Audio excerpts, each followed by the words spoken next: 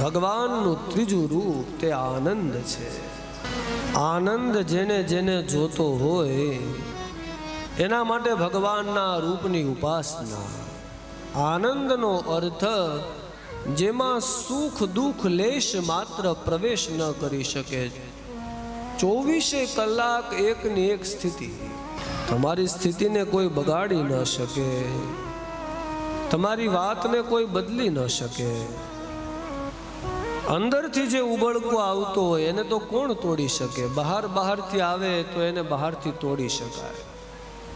એક ગાડી લઈ આવો અને સુખી થઈ જાઓ, ગાડી વહી જાય એટલે તરત દુઃખ આવે। અરે વહી જાય તો નહીં, ખાલી જૂની થઈ જાય તો હવે 5 વર્ષ થઈ ગયા જો ને, હવે બદલાવી પડશે। પાછું એ જોઈને દુઃખ રોજ એ 5 વર્ષ પહેલા તો એ ગાડી સુખ આપતી હતી, હવે તો કે હવે જૂની થઈ એનું દુઃખ એમાં વહી જાય તો વાત જ ક્યાં કરવાની?